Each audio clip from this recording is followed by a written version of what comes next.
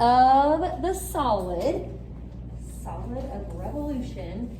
Find the volume of the solid generated by, I guess you can put same as part 2 if you want, but generated by revolving the region bounded by the graphs about the, we're going to go again, part A, x-axis, and part B is y-axis. Actually, our first example, we'll do both parts. I think the second example today, we may just do part A, possibly. But again, find the volume generated by revolving the region bounded by the graphs of the equations about the x-axis and y. So we learned yesterday with the disk method, if your representative rectangle, which is always perpendicular to the axis of revolution, if that rectangle is not adjacent to the axis, meaning there's a gap of some sort, then that is going to require the washer method. So there was just a different setup. Okie doke. We may not need the washer method on everything we do today. This is again just kind of something that you'll have to decide on your own. So first example here, we've got y equals 2x squared. So a parabola, and then x equals 3 and y equals 0. Okie doke. Okay, that's fine.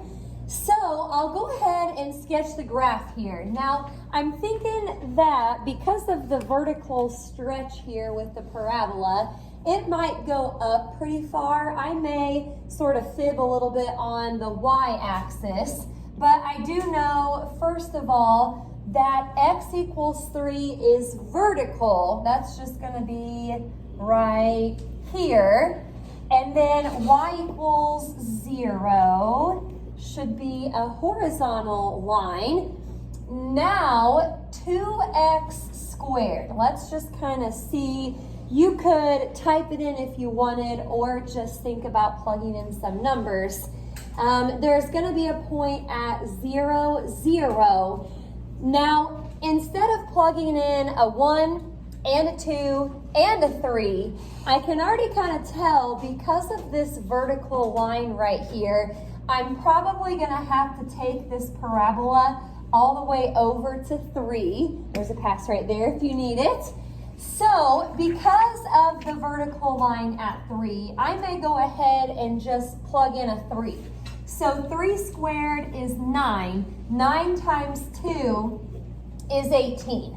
Again, I'm going to fib a little bit on the y-axis, but that should be fine. We just need kind of a general idea of what this bounded region is going to look like. All right, now for part A, remember we're spinning it around the x-axis. X-axis is the axis of revolution.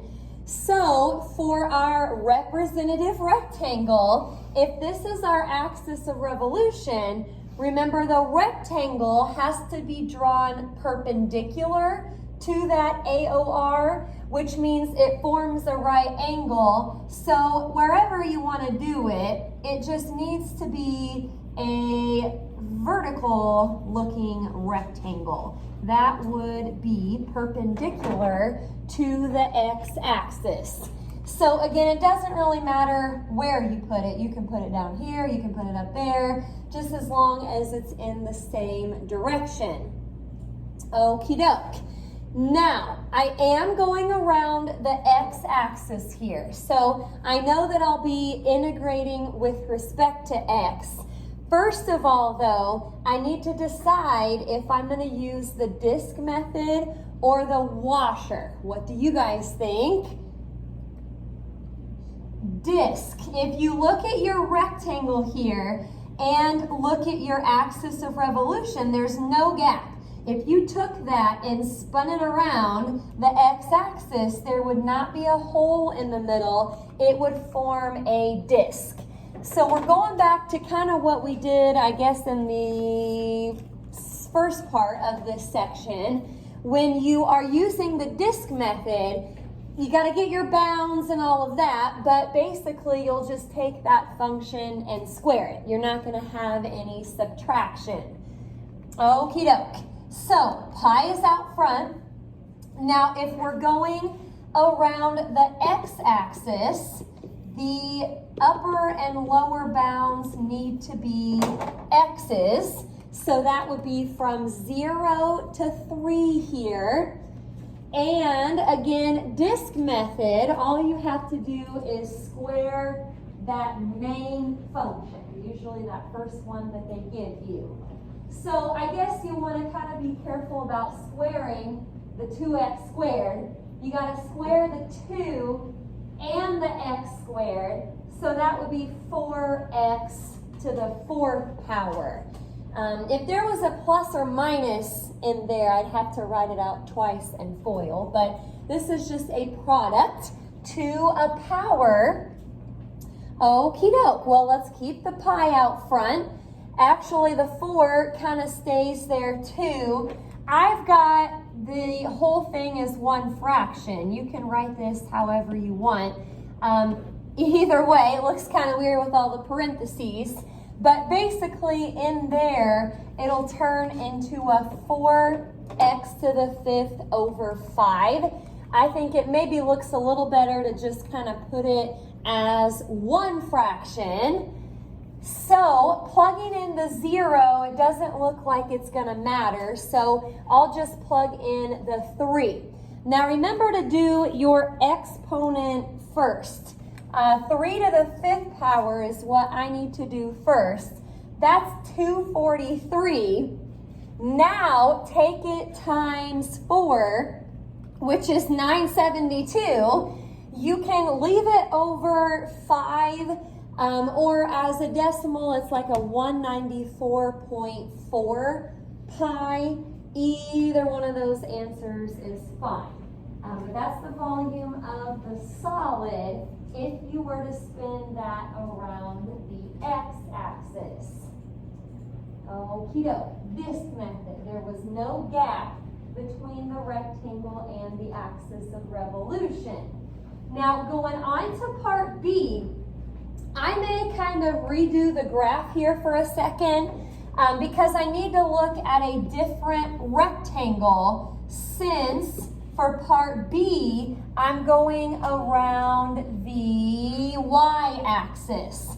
So I've got the vertical line, I've got the horizontal. Again, I'm just kind of putting up here the things that I need. There is the region. Okie doke. Spinning around the y-axis. Since the y-axis is vertical and our rectangle has to be perpendicular to that, wherever you want to do it, it needs to be more of a horizontal rectangle. That would be perpendicular to the y-axis. All right, so for part B, do you think we're going to need the disk method or the washer method? Washer, because look at the axis of revolution, look at your rectangle, it's not adjacent, there is a gap. If you spun that around the y-axis, there would be a hole in the middle. So, part B, washer method. Now, this is the part we didn't really get to yesterday. When we did the washer method yesterday, it was around the x-axis. So I guess if you wanted to look back at your notes from yesterday, you could. If you're going around the x-axis, you do your bounds just like usual, but then we took top function top function squared minus bottom function squared. If you're going around the y-axis, we are probably going to need to solve that for x, but the setup around the y-axis said function on the right squared minus function on the left squared. That's going to be our setup here. Now, like I said, we are going to eventually need to solve that for x.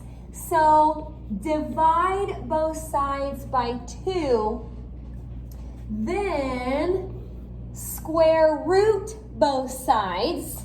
So I will put the plus or minus there because I feel like that's important. However, probably when we set this up, it's just going to drop out anyway. So here we go. Around the y-axis, your bounds have to be y values. I used A and B. I think we maybe sometimes call it C and D, but you get the idea. Lower bound is 0, upper bound is 18. That's a big difference. Okie doke. Well, function on the right squared minus function on the left squared. Function on the right here is just 3. So we're going to square that. It'll turn into a 9. Now we subtract. Looks kind of weird right now, but we subtract the function on the left squared. The function on the left was the parabola. We had to get it in terms of y though, so we could integrate with respect to y. Like I've been saying all along, sometimes the hardest part is just figuring out how to set it up. Any questions about the setup here? Okie doke. Well, let's see what we've got going on. 3 squared is 9. What's going to happen over here is a lot of scribbles. The square drops out the square root and the plus or minus. So I've got 9 minus y over 2. That's what I'll integrate with respect to y. So keep the pi out front. Now, when you integrate 9 with respect to y, it's just 9y. This little part right here, you can think of it a couple different ways. If you want to think of it more as a negative 1/2 y, you can. So when you go to integrate, leave the negative 1/2, add 1 to your power, put your new power on bottom. This second term, once you integrate, turns, bless you, turns into a negative y squared over 4. Okie doke. We did some of that rewriting stuff back with derivatives too. Sometimes it is nicer to just pull that fraction out front. Well, good news. The 0 looks like it's going to make both of those 0, so we're not going to worry about that second part. I've got to plug in the 18 first though. 9 times 18 is 162. Now, 18 squared is 324. Divide that by 4 though, and it's actually an 81. So if you take 162 minus 81, it's 81. And you want to keep the pi, of course. So 81 pi, that would be our volume if the region was spun around the y-axis. You're going to get different solids of revolution depending on which axis you spin around. That's why the volume is different. Okie doke. Any questions about number 1? All right. Well, for the second example, and I think this is actually the last one, so kind of a nice short lesson today. We're only going to do part A. So we're only going to spin around the x-axis.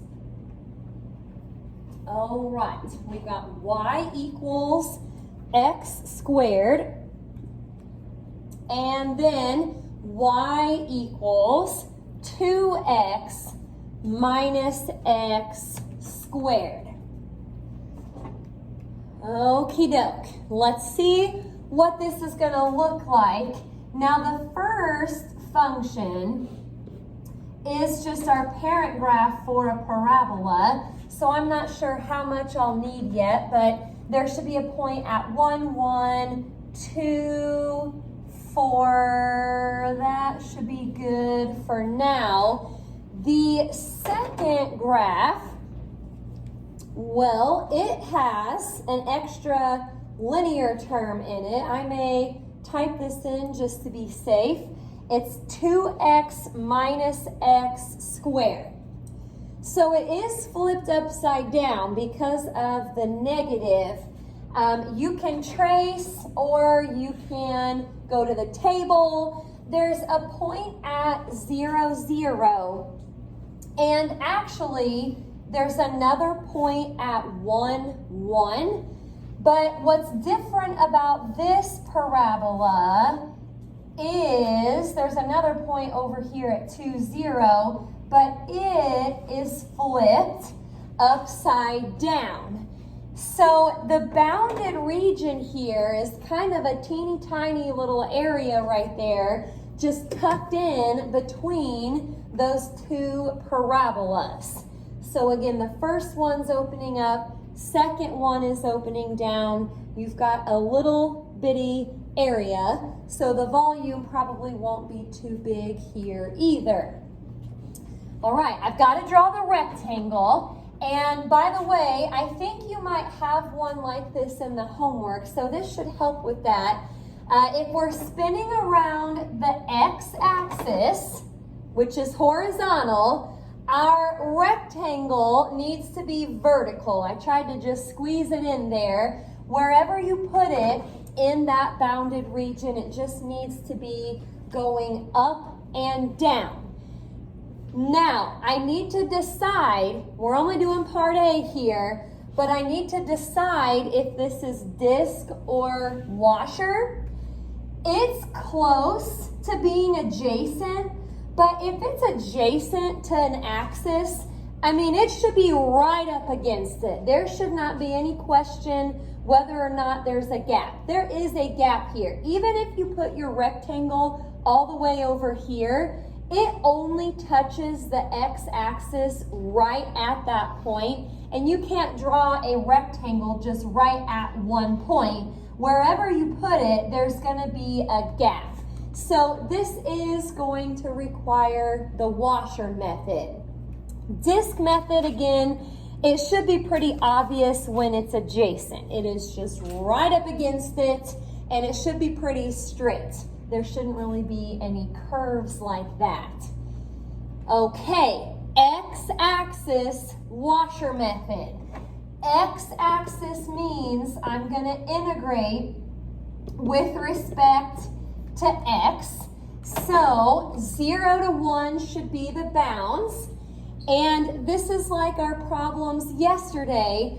If it's x-axis washer method, you're going to do function on top squared minus function on bottom squared.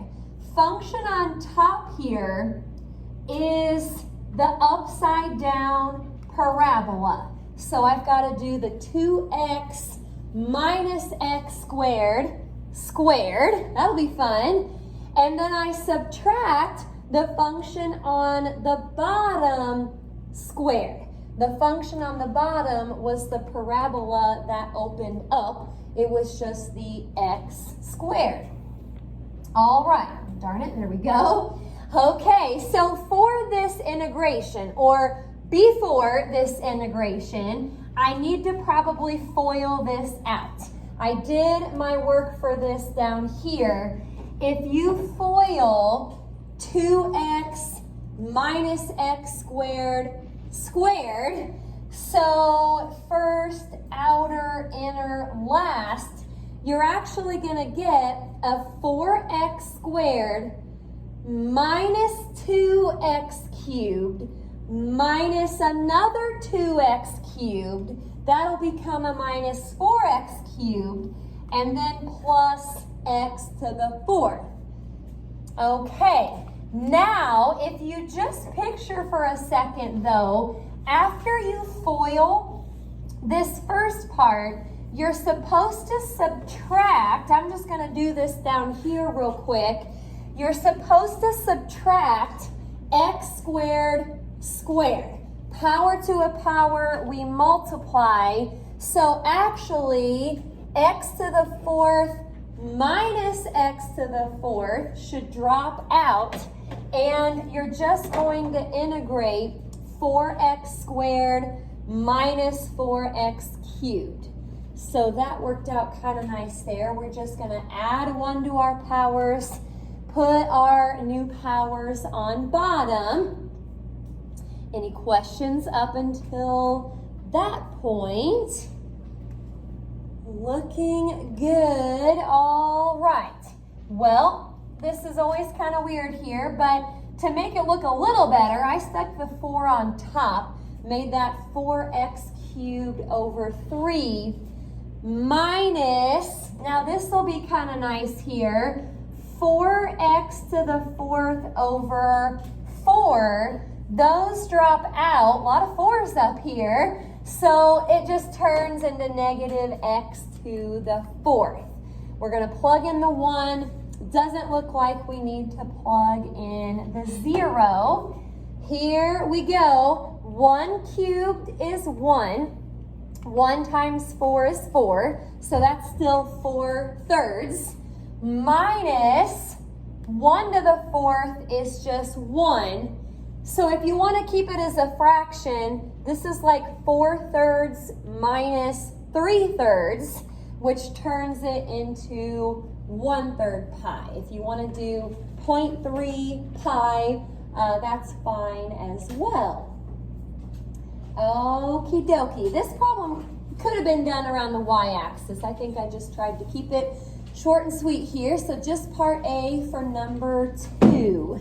Any questions about that? Got a lot of homework time today. I'll put the assignment back up here, but it's the same as yesterday, just rolled over, so you can copy that if you didn't get it.